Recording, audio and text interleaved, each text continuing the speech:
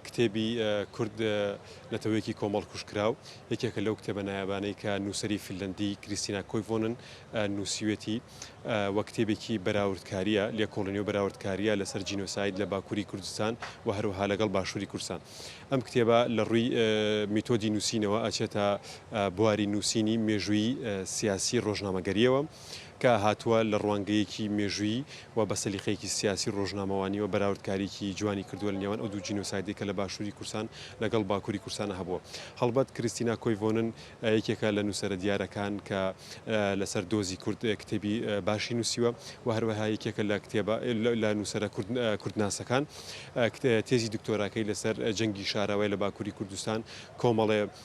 ڕاستی مێژووی و کۆمەڵێک ڕاستی هەنووکەی خستوەتە ڕوو سەبارەت بە چەسانەوەی کورد لە باکووری کوردستان لەو کتێبەیە و بە دنیای دەروی ئاشکرا کردووە. هەر ئەمە ژوای کردووە کە دەسەڵاتدارەتی فاشیستی تورکیا بیخاتە لیستی ئەو نووسرانەی کە نەهێڵە جارێکتر سەردانی تورکیا بکە و چەندین هەوڵی داوە کە بتوانێت ڕێگری لەوە بکە کە سەردانی تورکیا یاخود سەردانی ئەو ناوچانە بکە کە لە تورکیاوە نزیک. لەم ساڵانی دوایە ویستم لەسەر باکووری کوردستان هەنێک معلومات وەرگرم و هەنێک زانیاری وەرگرم بۆی بتوان ئیشی لەسەر بکەم. لە ڕاستیە کتێبخانەی کوردی لە باشووری کوردستان هەستم کرد هەژاری و پەژاریەکی زۆری پێوە دیارە کە لەسەر باکووری کوردستان هیچ سەرچاوەیەکی باش هیچ سەرچاوەیەکی ئۆتۆمانیە کە ئێمە بتوانین پشتی پێ ببەستین و لە حاڵ و گوزەرانی خەڵکی باکووری کوردستان لە دۆخی سیاسی باکووری کوردستان و لە مەینەتی و کۆژانەکانی خەڵکی باکووری کوردستان تێبگەین لێرە.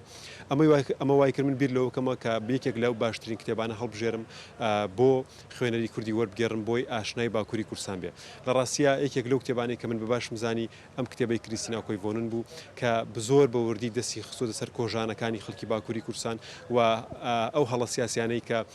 ڕژێمی فاشیستی تورکیا بەرامبەر بە باکووری کوردستانێکە هاوکات لەگەڵ ئەوەشدا بەراوردکارێکی زۆر جوانی کردووە لەگەڵ باشووری کوردستان. ئەمە وا ئەکا ئەمە من گەشتمە ئەو قەناعەتی گەشتمە ئەو بیر و ڕایی کە ئەمە واکە خوێنەری کورد زۆر باشتر ئاشنای باکووری کوردستان بێ بە بەراوردکردنی بەو کۆژان و بەو مەینەتی و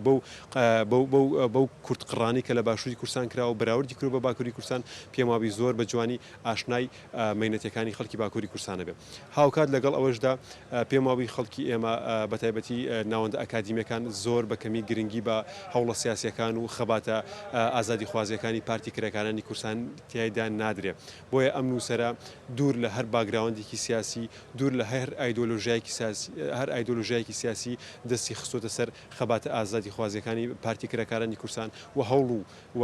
ماندووبوون و خەباتی ئەو حزبەی بە بەرز هەڵسەنگاندووە و بە یەکێک لەو خاڵانەی دەستنیشان کردووە کە پارتی کرێکارانی کوردستان ڕنگدانەوەی سیاسەتی چەوتی دەسەڵاتدارەتی تورکیایە هەر ئەوەی کە زمان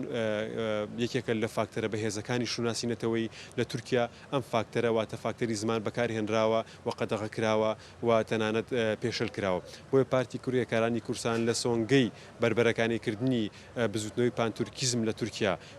و زیندووکردنەوەی هەستی ناسیۆنالیزم لە تورکیا و دروستکردنی هەیەجانێک لە ناو خەڵکی باکووری کوردستان وای کردووە کە جۆرێک لە دیدی ڕۆشنگەرانە و جۆرێک لە هەستی خۆشباوەڕی بەوەی کە ئێمە بتوانین بزوتنەوەیەکمان هەیە لە باکووری کوردستان داینەمۆی سیاسەتی خەڵکی باکووری کوردستانە و داینەمۆ و بزوێنەری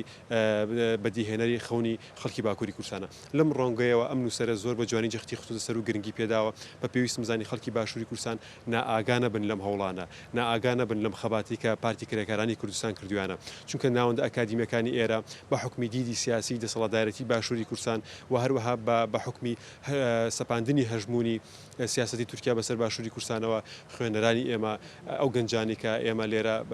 تازە پێ ئەگەن زۆر ئاشنانین بەو خەباتی کە لەوێ هەیە. لە کاتێکی ترە لە ناوەندە پەروەردەی و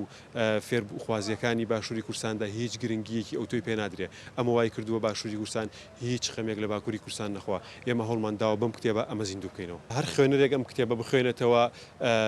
شتێکی زۆر سەیر و نامۆی بۆ ڕوون ئەبێتەوە. ڕوانگەی نووسەر بەو جۆرەیە کە لە باشووری کوردستاندا کاتێک دوو پارتی ئۆپۆزیسیۆن لە ڕابردووە و ئەبن بەدەسەڵاتدار لە ئێستادا خەونی کوردبوون خەونی ڕزگاربوون خەونی ئازادبوون لە دیدی ژێردەستەیی بەرەو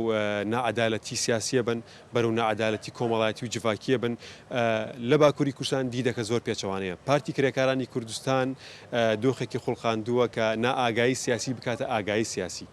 غەفڵەتی سیاسی و غەفڵەتی کۆمەڵاتی بگاتە وشیاری سیاسی و وشیاری کۆمەڵایەتی کاتێک ئەم دیدە لە باکووری کورسان بەو جۆرە گەشاکە کاتێک ئەم دیدە لە باکووری کورساندا گرنگی پێدرێ و مرۆڤی پێپەروەرداکرێ و تاکێکی پێپەروەرداکرێ کە وشیار بێ بەرامبەر ئەرکەکانی خۆی و وشیار بێ بەرامبەر مافەکانی خۆی ئەمە لە باشووری کورساندا زیاتر هەوڵە درێ چۆن باسی بکرێت ڕووپۆش بکرێ بشادرێتەوە بۆیە ئەم سیاستەی پارتیکرەکانانی کورسان کە هەمیشە لە هەوڵی مرۆڤی ئازاد هەمیشە لە هەوڵی بیرکردنەوەی ئازاد هەمیشە لە هەوڵی خولیا و خەونی ئازادایە لە باشووری کورسان ڕێک پێچەوانەی تەطبیقەکرێ